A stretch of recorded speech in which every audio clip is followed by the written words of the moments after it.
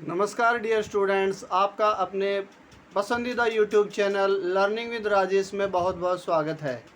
हमने कक्षा 10 political science से लेसन 2 स्टार्ट किया हुआ है, जिसका नाम है संघवाद। आज हम उसकी लास्ट वीडियो करने जा रहे हैं। आई होप कि आपको पहली वीडियोज़ का कंटेंट अच्छे से समझ आया होगा और आपने पढ़ा उसमें कि संघवाद क्या है, संघवाद की क्या विशेषताएं हैं, और हमने पढ़ा कि संघवाद की संघ बनाने के तरीकों के बारे में और भारत में संघवाद को सफल बनाने के लिए क्या किया गया है। आज हम जानेंगे, लास्ट लेक्चर में हम जानेंगे कि भारत में शक्तियों का विकेंद्रीकरण कैसे किया गया है। जैसे हमने जाना था कि संघवाद की एक विशेषता होती है कि इसमें शक्तियों का विकेंद्रीकरण किया जाता है, यानी शक्तियां, केंद्र सरकार की कुछ शक्तियां निचली सतर की सरकारों को दी गई होती हैं, जिसे हम विकेंद्रीकरण कहते हैं। आई होप कि आपको पहले से ही पता है। तो देखिए, शक्तियों के विकेंद्रीकरण के लिए भारतीय संविधान में 73वां संविधान संशोधन किया गया। अब 73वां संविधान संशोधन के बारे में हम जानेंगे, लेकिन उससे पहले हम जानें कि भारत में शक्तियों का विकेंद्रीकरण क्यों जरूरी है, अर्थात निचली सतर की सरकारों को कुछ ज़्यादा शक्तियां देने की ज़रूरत क्यों है। तो ऐसा इसके पीछे कारण है कि भारत एक बहुत बड़ा देश है। जैसे कि हमने बेल्जियम और श्रीलंका के मुकाबले देखा कि बेल्जियम और श्रीलंका तो हरियाणा के बराबर हैं, तो अब आप देख सकते हैं कि भारत से कितने बेल्जियम और कितनी श्रीलंका बन सकते हैं। तो इसलिए भारत एक बहुत बड़ा आकार में बड़ा देश है, जनसंख्या भी बहुत ज़्यादा है। तो एक सतर की सरकार जो है वो पूरे देश की समस्याओं को नहीं सुलझा सकती, अर्थात केंद्र सरकार को मालूम नहीं है कि हरियाणा के कौन कौन से गांव, XYZ कोई भी गांव का नाम ले लीजिए, कि कौन से गांव की कौन सी सड़कों की समस्या है, या कौन सी गली पक्की करवानी है, या कौन सा पानी की सुविधा की यानी पानी की सुविधा नहीं है, या फिर वहां पर सरकारी स्कूल में टीचर्स अवेलेबल नहीं है, या फिर उनमें कमरों की सुविधा नहीं है। तो अब केंद्र सरकार सभी समस्याओं को नहीं सुलझा सकती। तो ऐसे में क्या होता है कि जो राज्य सरकारें होती हैं उनके अंतर्गत स्थानीय स्वशासन काम करता है, यानी पंचायती राज जिसे हम कहते हैं, ग्रामीण के बारे में। तो उनको विशेष शक्तियां प्रदान की गई हैं ताकि वो अपने स्तर पर मुद्दों को सुलझा सके। अब आपको ये लॉजिक समझ आया कि भारत में विकेंद्रीकरण की आवश्यकता क्यों है। तो आई होप कि आपको ये पॉइंट क्लियर हो गया होगा। उसके बाद शक्तियों के विकेंद्रीकरण के लिए, अर्थात स्थानीय सरकारों को, स्थानीय स्वशासन को शक्तियां प्रदान करने के लिए भारत के संविधान में 73वां संविधान संशोधन किया गया। आपसे एग्जाम में पूछा जाएगा कि 73वां संविधान संशोधन का संबंध किससे है, तो आप बताएंगे स्थानीय स्वशासन से।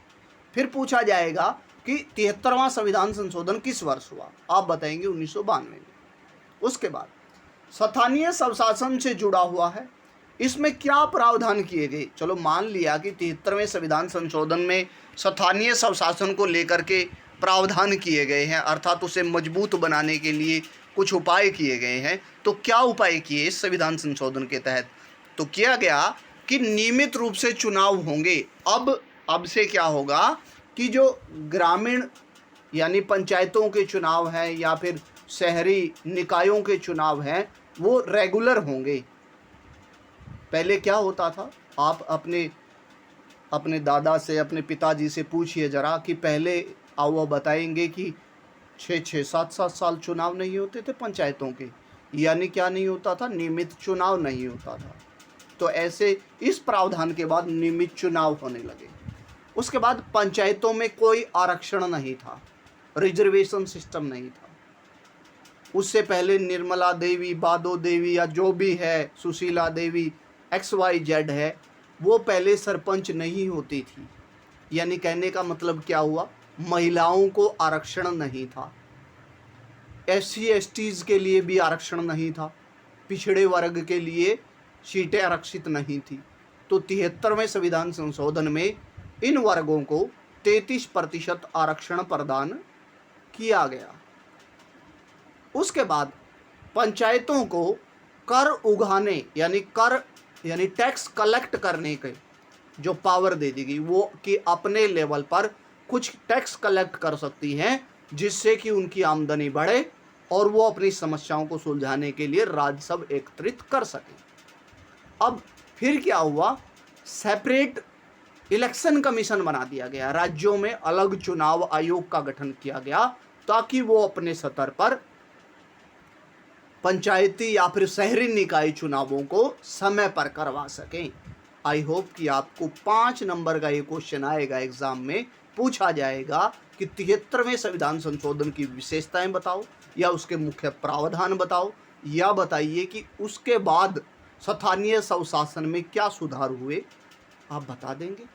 उसके बाद पहले की व्यवस्था आप इससे उलट ले सकते हैं, बता सकते हैं कि नियमित चुनाव नहीं होते थे, कोई आरक्षण नहीं था महिलाओं या पिछड़े वर्ग के लिए, कर उगाने का अधिकार नहीं था और कोई स्वतंत्र चुनाव आयोग। उसके बाद आप जानेंगे कि फिर जो स्थानीय स्वशासन है, जो स्थानीय स्वशासन के बारे में 73वां संविधान संशोधन है, उसके 2 प्रकार हैं। आपने कक्षा 6 कक्षा 7 में पढ़ा होगा कि स्थानीय स्वशासन जो है वो 2 प्रकार का है, ग्रामीण और शहरी। तो अब सबसे पहले हम स्थानीय स्वशासन ग्रामीण के बारे में जानेंगे। 3 स्तरीय स्वशासन है ग्रामीण का, जो जिला स्तर तक जाता है, गांव से जिला स्तर तक। तो सबसे पहले ग्राम पंचायतें आती हैं, ब्लॉक समिति आती है, उसके बाद जिला परिषद। ये स्थानीय स्वशासन ग्रामीण के 3 स्तर हैं। आपसे कल ऑब्जेक्टिव टाइप में भी पूछा जा सकता है एग्जाम में, और पूछा जाएगा ऑप्शनल में भी। तो ग्राम पंचायत के बारे में भी आपने छोटी कक्षाओं में कक्षा 6 में पढ़ा होगा कि जो ग्राम पंचायत होती है उसका चुनाव ग्राम सभा द्वारा होता है। और आपको पता है जो ग्राम सभा होती है, गांव के वयस्क यानी बालिग लोग, 18+ लोग, उन लोगों की एक सभा होती है। इसके द्वारा चुनाव के जरिए, वोटिंग के जरिए ग्राम पंचायत का चुनाव किया जाता है। जैसे आपने पढ़ा है कि पूरे देश को, कक्षा 8 में आपने जाना होगा कि पूरे देश को अलग अलग क्षेत्रों में बांट दिया जाता है चुनाव के लिए, वैसे ही गांव को चुनाव के लिए अलग अलग वार्ड में बांट दिया जाता है और वार्ड के मुखिया को पंच कहा जाता है। और जो ग्राम पंचायत का मुखिया होता है उसे सरपंच आप जानते ही हैं, छोटी कक्षाओं में आपने पढ़ा है। फिर इम्पोर्टेंट पॉइंट आता है कि कम से कम ग्राम सभा की कितनी बार बैठक होनी चाहिए। आपने पढ़ा कम से कम 2 बार तो बैठक होनी ही चाहिए, जैसे कि 13 अप्रैल को होती है या फिर जैसे 2 अक्टूबर को सुनिश्चित की गई है, वैसे कभी भी हो सकती है। तो आप बताएंगे कम से कम 2 बैठक होनी चाहिए। फिर उसके बाद दूसरा स्तर जो है ग्रामीण स्वशासन का, ब्लॉक समिति है। कई ग्राम पंचायत यानी ब्लॉक की कई पंचायतें मिलकर के ब्लॉक समिति का निर्माण करती हैं। इसे मंडल या पंचायत समिति भी कहा जाता है। इसके सदस्यों का चुनाव सभी पंचायत सदस्य करते हैं। आई होप कि आपको ब्लॉक समिति के बारे में भी पता चला। उसके बाद जिला परिषद। जिला परिषद जो स्थानीय स्वशासन का सबसे ऊपरी स्तर है, इसका कई पंचायत समितियां यानी कई ब्लॉक समितियां मिलकर के जिला परिषद का गठन करती हैं। जिला परिषद में उस जिले के एमएलए और एमपीज भी सदस्य होते हैं, वेरी इंपॉर्टेंट पॉइंट। और जिला परिषद का एक अध्यक्ष होता है। आई होप कि आपको पता चला जिला परिषद के बारे में। कल 3 नंबर के लिए जो एक्स्ट्रा क्वेश्चंस होते हैं वो आ सकता है और आप बता पाएंगे, आई होप। उसके बाद शहरी स्वशासन। शहरों में नगर पालिका होती है, बड़े शहरों में नगर निगम होता है, और नगर पालिका का जो प्रमुख होता है वो इसके राजनीतिक प्रधान होता है। जो राजनीतिक रूप से यानी चुनाव के द्वारा प्रधान चुना जाता है वही नगर पालिका का प्रमुख होता है। अभी निकाय चुनाव हुए हैं 19 तारीख को, आपने जाना, हरियाणा में। उसके बाद नगर निगम।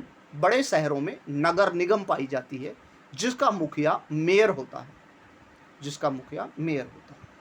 और उसके बाद आपने जाना कि भारत में पंचायती राज अपने सतर पर एक बहुत बड़ा प्रशासनीय सतर है। इतनी बड़ी संख्या में वोटिंग करने वाले लोग किसी देश में भी नहीं होते हैं जो बड़े लेवल की सरकारों को चुनने के लिए करते हैं। इतने लाख वोटर तो हरियाणा में या फिर पूरे भारत में स्थानीय स्वशासन चुनने के लिए वोटिंग करते हैं, जो कि अपने स्तर पर लोगों की भागीदारी को बढ़ाता है और भारत के जो लोकतंत्र है, जो संघवाद है, उसको मजबूत करने का कार्य करता है। आई होप कि आपको लेसन अच्छे से समझ आया होगा।